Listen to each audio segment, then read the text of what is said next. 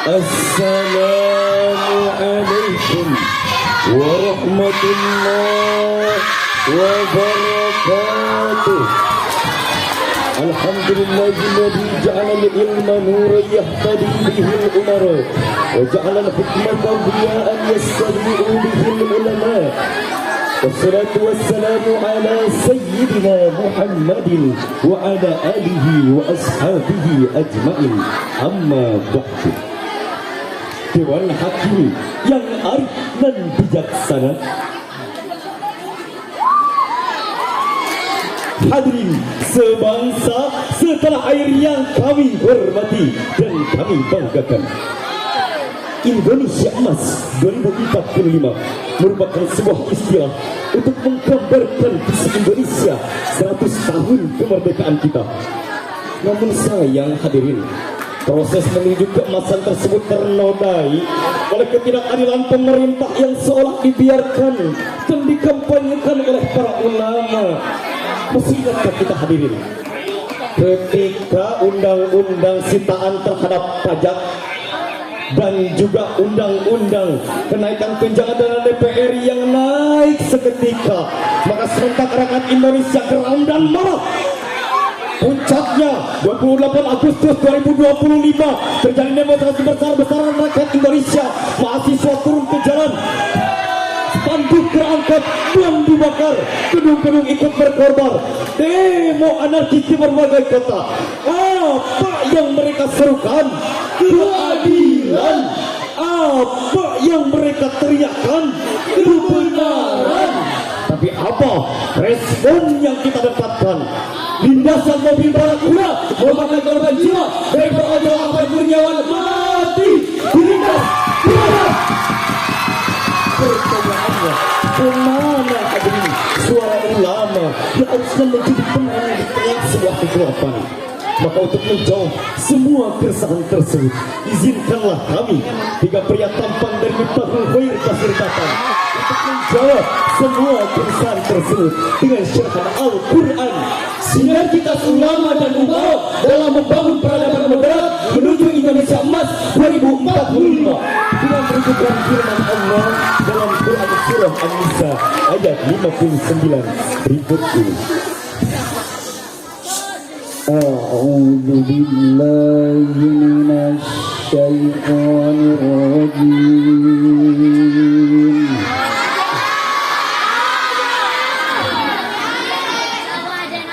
Bismillahirrahmanirrahim.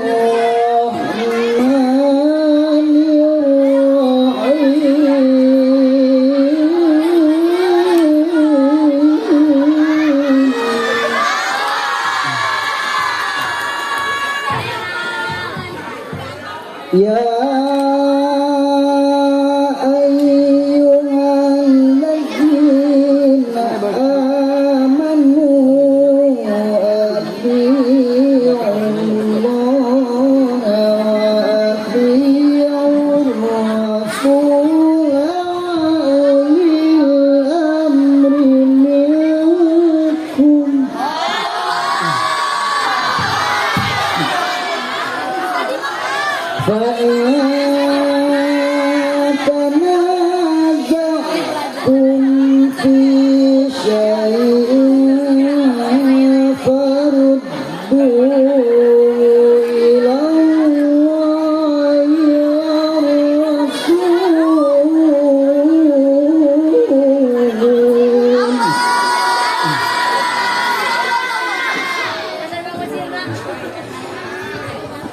faruddu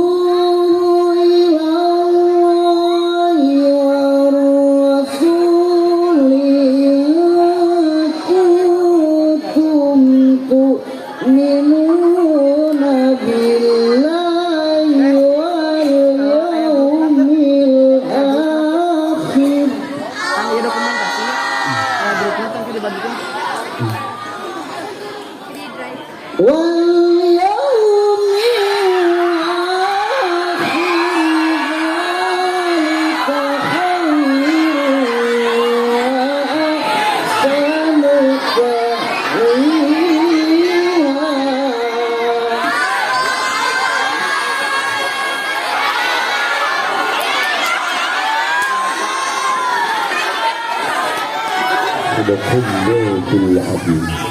Aku berlindung kepada Allah dari godaan setan yang terkutuk dengan menyebut nama Allah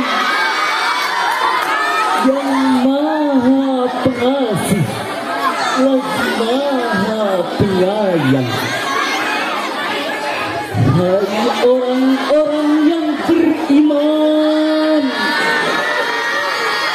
taatilah Allah dan taatilah Rasulnya dan ulil amri di antara kamu.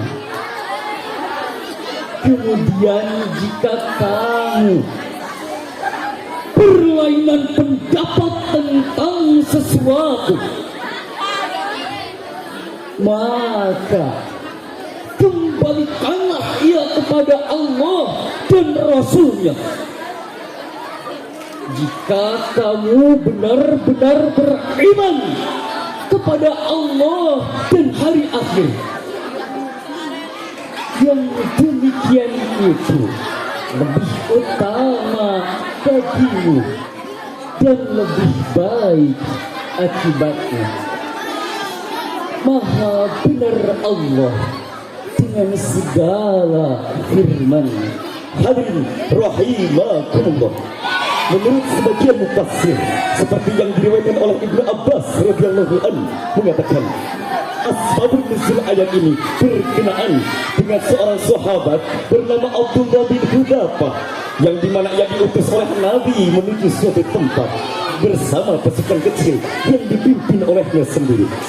Namun sayang hadirin, di tengah perjalanan terjadi pertikaian antara pemimpin dengan pasukannya. Dan kemudian berita ini pun sampailah kepada Nabi. Lalu hadirlah ayat ini untuk menjadi gambaran kepada siapa kita harus turut dan kemana kita harus mengembalikan setiap kita mempunyai masalah. Imam Ibnu Katsir di dalam kitab tafsirnya mengatakan, ayat ini merupakan sebuah perintah dari Allah Subhanahu wa Ta'ala agar kita turut kepada Allah dan Rasulnya serta turut patuh kepada ulil amri. Siapa itu ulil amri? Imam Ibnu Katsir menjelaskan, ulil amri merupakan ulama dan agama.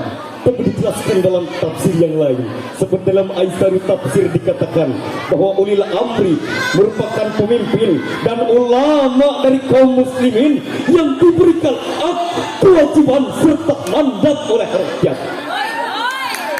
Kenapa hadirin bisa demikian?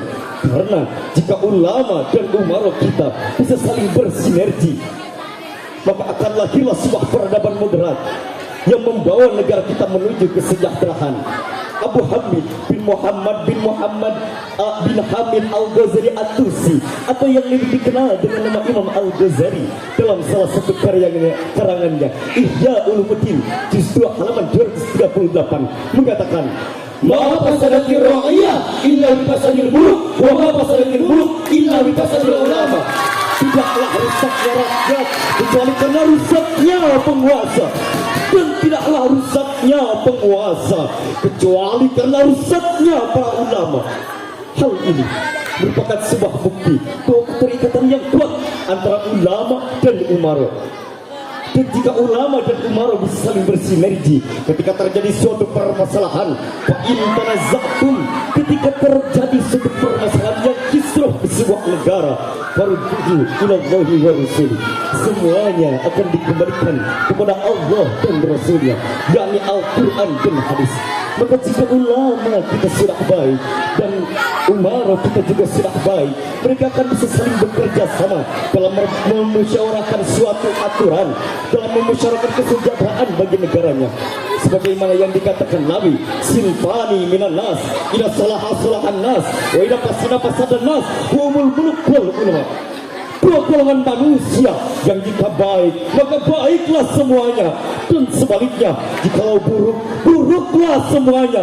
Siapa manusia tersebut? Jawabannya ulama dan umara.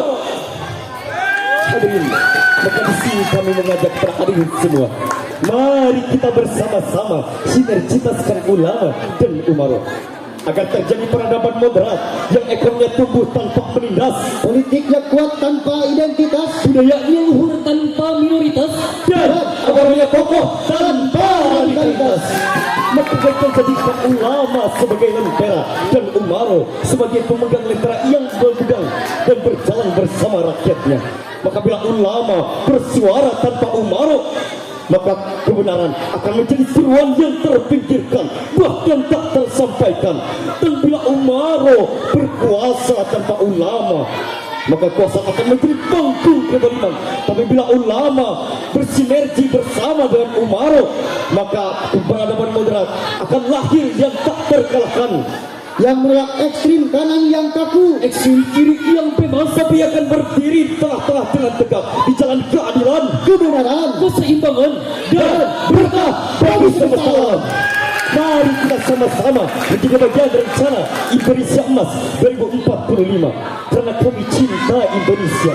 Indonesia, tanah air beta. Di sana tempat lahir beta,